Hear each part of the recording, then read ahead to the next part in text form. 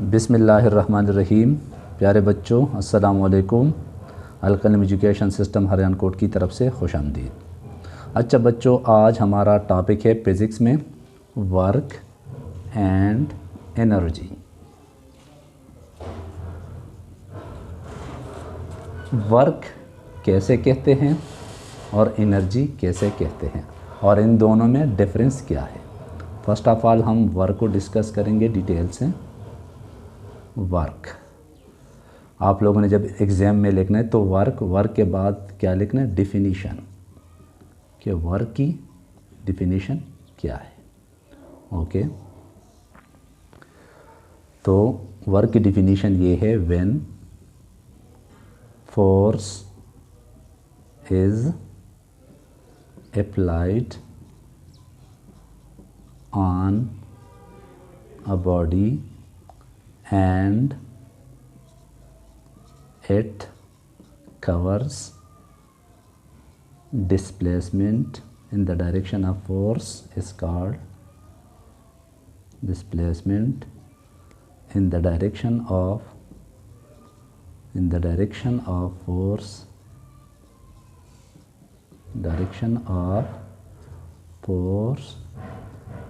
is called work. Work. Okay, ये एक definition हो गया। दूसरा क्या है, और द प्रोडक्ट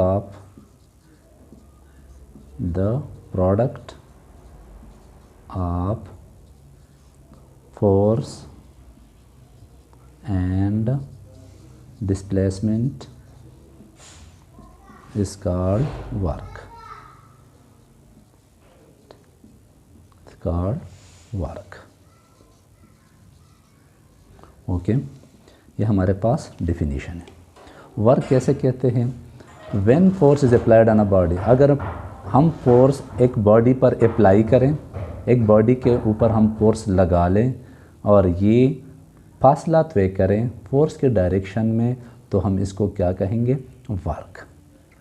या दूसरा डिफिनीशन क्या है, the product of force and displacement. जब हम फोर्स को और डिस्प्लेसमेंट को यानी फासले को ज़रब दें, उस नतीजे में जो रिज़ल्ट आ जाए तो हमारे पास क्या होगा, वर्क होगा। कैसे, मैथमेटिकली आप लोग देख लें, मैथमेटिकली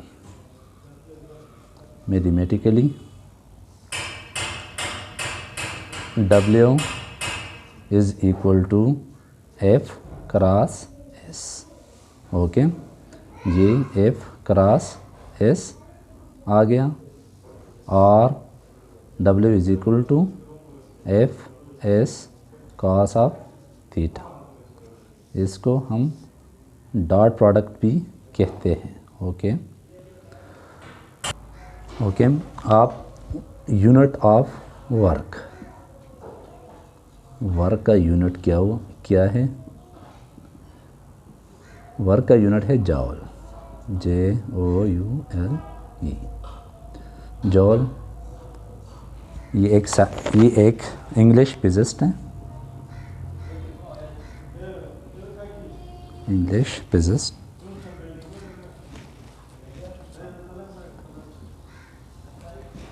क्या नाम था, जेम्स प्रेस्कॉट जॉल, जेम्स प्रेस्कॉट जॉल। इसने ये नाम दिया हुआ, ठीक है। और ये 1 जॉल किस चीज़ के बराबर है, 1 जॉल बराबर है 1 न्यूटन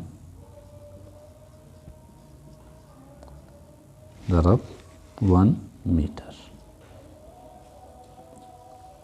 अगर 1 न्यूटन फोर्स अप्लाई करें हम और 1 मीटर डिस्टेंस डिस्प्लेसमेंट कवर करे एक बॉडी, तो ये कितना वर्क डन होगा, 1 जूल वर्क डन होगा। अगर किसी बॉडी के ऊपर हम 1 न्यूटन फोर्स अप्लाई करें और वो 1 मीटर तक डिस्प्लेसमेंट कवर करे, तो हमारे पास ये कितना वर्क डन होगा, 1 जॉल होगा। और ये जॉल यूनिट वर्क को किसने दी, ये इंग्लिश फिजिस्ट था, जेम्स प्रेस्कॉट जॉल। ये उसी के नाम से इस वर्क का यूनिट बना हुआ है। ठीक है, work is a scalar quantity. Work हमारे पास क्या है, इज़ अ स्केलर क्वांटिटी। ये आप लोगों ने याद रखना है कि ये हमारे पास work is a scalar quantity है। Okay, dependence of work. Work किस चीज़ पर डिपेंड करता है?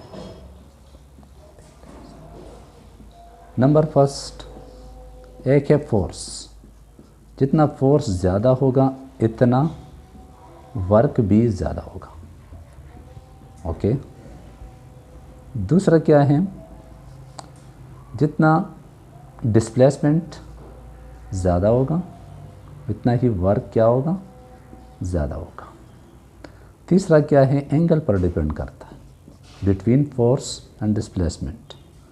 थीटा यानी एंगल पर भी डिपेंड करता है।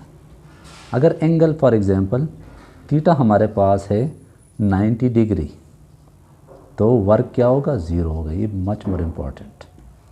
थीटा 90 डिग्री है तो वर्क हमारे पास क्या होगा, ज़ीरो होगा। अगर थीटा हमारे पास क्या है, 0 डिग्री है, तो वर्क क्या होगा, मैक्सिमम होगा। Work will be maximum. ये आप लोगों ने याद रखना है। वर्क किस चीज़ पर डिपेंड करता है, एक फोर्स पे। अगर फोर्स ज़्यादा है तो वर्क भी ज़्यादा होगा। डिस्प्लेसमेंट ज़्यादा है तो ऑटोमेटिकली वर्क ज़्यादा होगा। एंगल थीटा पर डिपेंड करता है।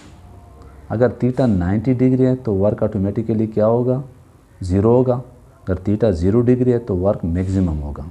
इसका फार्मूला फॉर एग्जांपल, ये क्यों मैं आप लोगों को बता रहा हूँ, ये देख लें यहाँ पर, फिर आप लोग नोट कर लें कि वर्क कैसे ज़ीरो होता है और कैसे मैक्सिमम होता है। क्योंकि वर्क का फार्मूला है FW=FS cos ऑफ थीटा। ये एक फार्मूला है। ठीक है, FS अपनी जगह, अगर काज में इधर 90 पुट करूं तो काज 90 से क्या आता है, ज़ीरो आता है। तो FS ज़रब 0=0 आएगा। Work done will be 0। Similarly अगर मैं यहाँ पर for example W=FS cos of theta, यहाँ पर मैं थीटा क्या पुट करूँ, 0।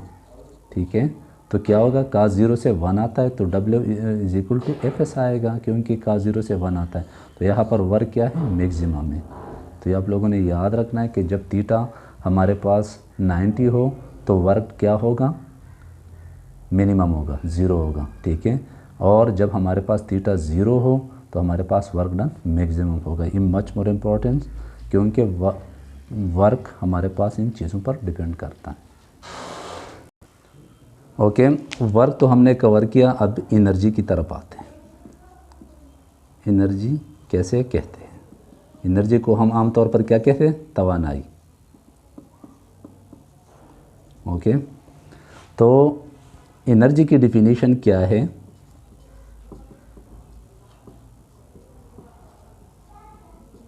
The ability to do work is called what? Energy. The ability to do work is called energy.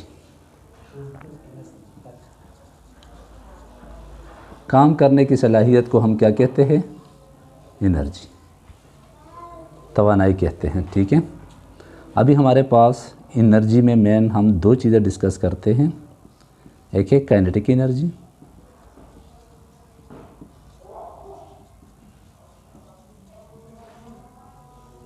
दूसरा क्या है, potential energy.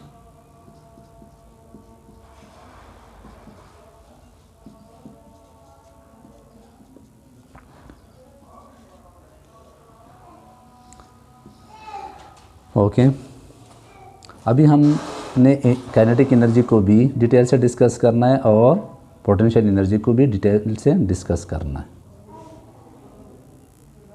Okay, kinetic energy,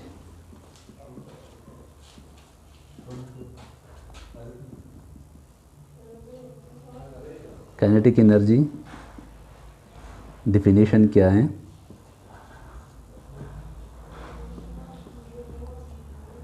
The energy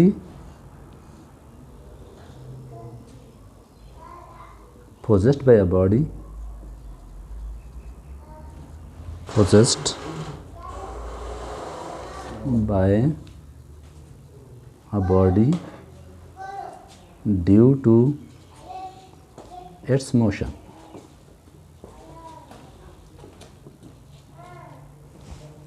is called kinetic energy.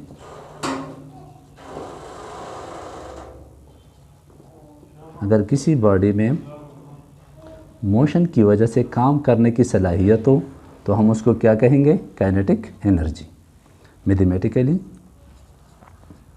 Mathematically क्या होगा?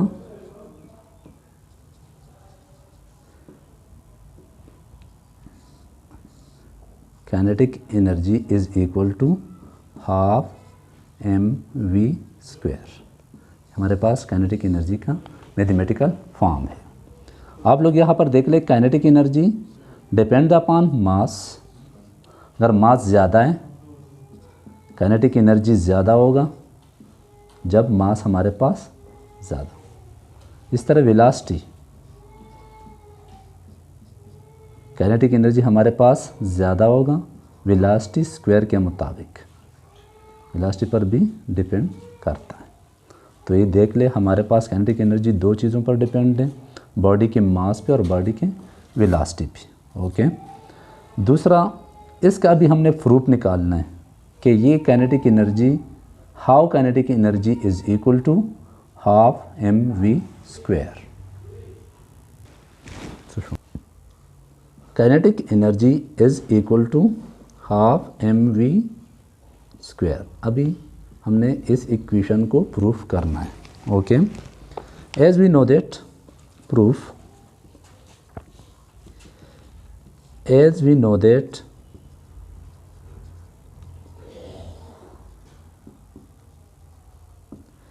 W is equal to work किस चीज़ के बराबर है? F डॉट एस के बराबर है। इट मीन्स तो हम फोर्स को डिस्प्लेसमेंट के साथ ज़रब दें तो ये वर्क के बराबर है। ओके, अब आप ये भी देख लें कि from Newton second law, from Newton second law हमें क्या कहता है? F is equal to ma। Okay, और दूसरा we also know third equation of motion, third equation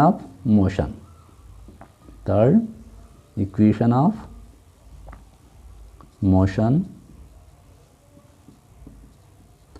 2as is equal to vf² minus vi²। तो देख ले, यहाँ पर से जब डिस्प्लेसमेंट की वैल्यू मैं निकाल लूँगा तो क्या होगा? vf² minus vi² divided by what? 2a। Let's suppose this is equation number 1a, this is equation number 1 and this is equation number what? 2. Okay, now put 1 and 2 in equation number A. Okay, अब देख ले, W is equal to क्या आएगा हमारे पास? F की जगह मैं ma लगाऊंगा, दूसरा vf² minus vi² divided bye 2a। आप लोग देख ले, ये a एक दूसरे के साथ क्या हो गया? कैंसिल हो गया। ठीक है, फिर क्या आएगा हमारे पास? W is equal to m ज़रब vf² minus vi² divided by what? 2। Let's suppose vi को मैंने क्या लिया? इज इक्वल टू 0, क्योंकि एक बॉडी इनिशियल से जा रही है तो हमारे पास vi 0 और vf को मैंने v का नाम दिया। तो अब ये vi 0 और vf v हमने यहाँ पे पुट करना है। ठीक है, let w is equal to W is equal to m अपनी जगह, ये जो m है ये अपनी जगह आएगा, वी एफ की जगह मैंने आप लोगों को बताया कि वी लगाऊंगा वी स्क्वायर, और वी आई हमारे पास 0 है, डिवाइडेड बाय 2, तो क्या आएगा W is equal to M V square divided by 2, और E is equal to half M V square. ये हमारे पास काइनेटिक एनर्जी का प्रूफ फॉर्म आ गया, ये हमने प्रूफ कर दिया। सो सिंपल, काइनेटिक एनर्जी हमारे पास, ये हमने प्रूफ कर दिया कि किस